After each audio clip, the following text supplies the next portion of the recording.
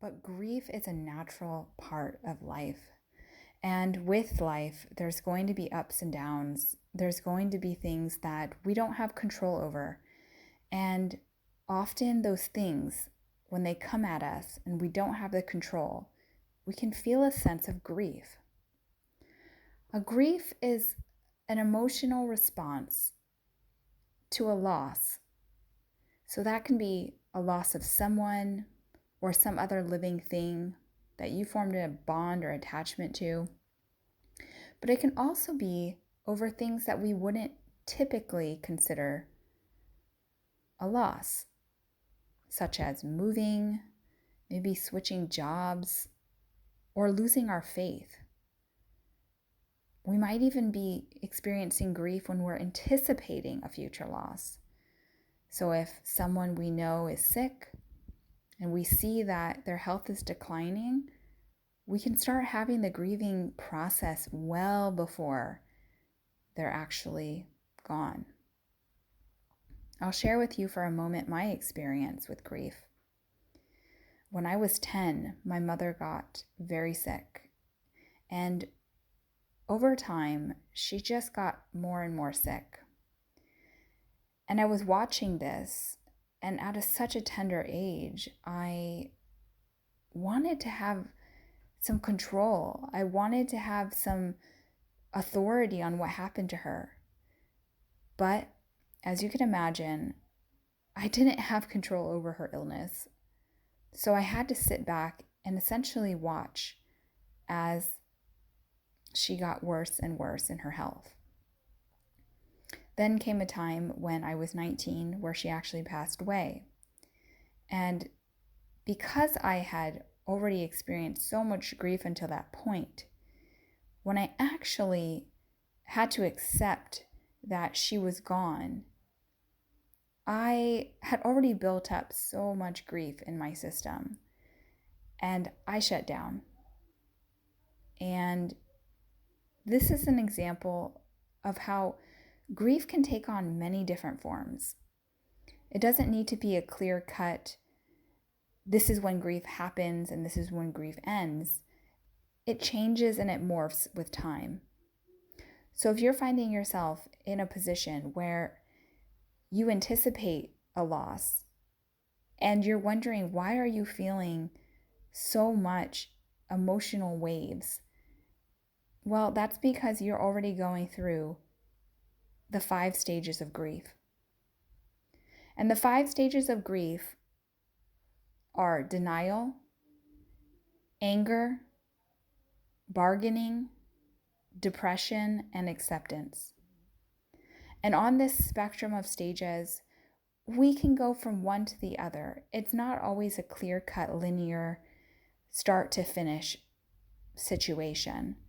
We can jump around. We can maybe feel a sense of bargaining before we feel a sense of denial.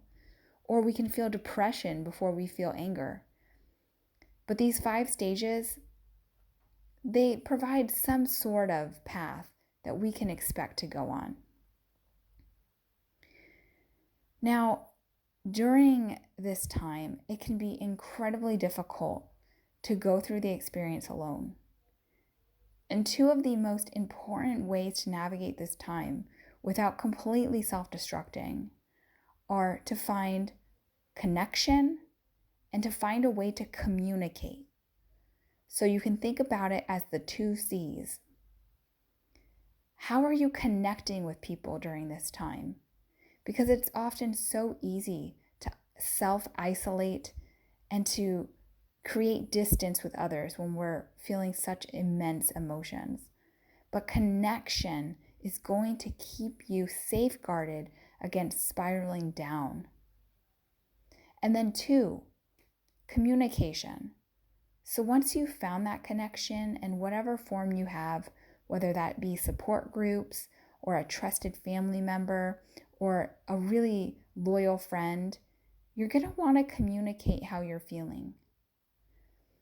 It can be as simple as, I'm feeling sad that my loved one is no longer around, or I'm feeling sad that I've had to completely up upheaval my whole life and move to this new city where I know no one. So it's just communicating how you're feeling in the context of what's going on. That can simply be enough to open up the conversation and lead to deeper and deeper sharing. So where are you with grief? Are you experiencing grief with losing a loved one, a pet, maybe going through some major life transition? Maybe even your children moved out of the house and you're just feeling alone. It could be so many different things. And where can you find that connection with other people? Think about all the different ways that you can find that support. And lastly, communication. Communicate. Because nobody's going to know what you're going through unless you communicate it. And even if people notice that you're distressed, they might just feel it's rude or insensitive for them to probe you. So know that people do care, but people need to have some sort of opening on your side. I hope you liked this episode today. Hit the subscribe button and the notification bell for more videos like this. Have a blessed day.